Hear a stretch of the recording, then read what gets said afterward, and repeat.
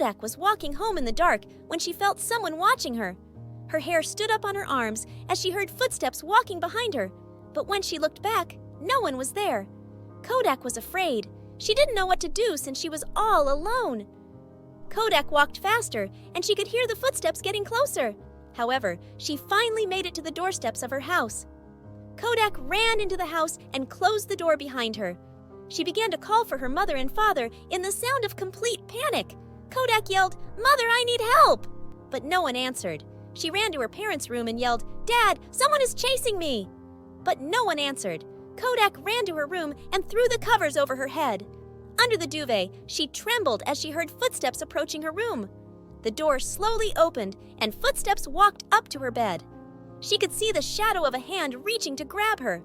Kodak let out a loud scream as someone snatched the covers from over her head.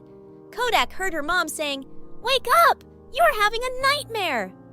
She looked at her mother with a sigh of relief. Kodak's mother said, "Nightmares can't harm you.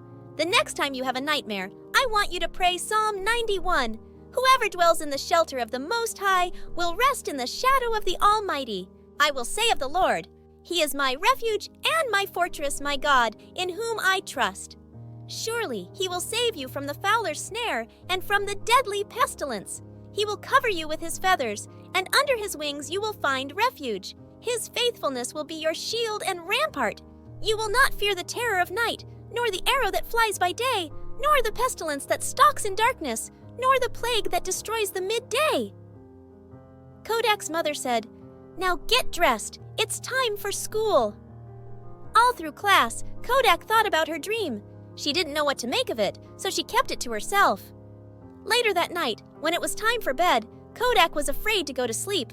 She thought, "What if I have a nightmare again? What if I can't wake up? What if the bad guy chases me again?"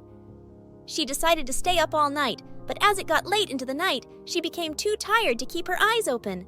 Her eyes began to shut as she tried her best to stay up.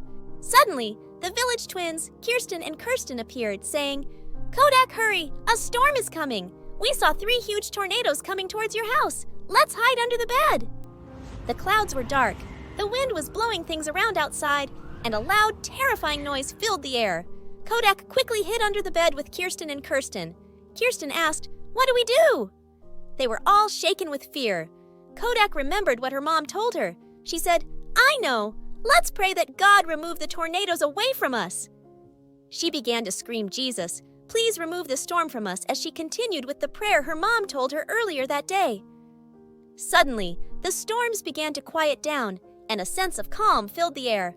Fear left, and a warm, peaceful feeling came over them. Kodak heard a gentle whisper that said, "Do not be afraid. I will never leave you nor forsake you."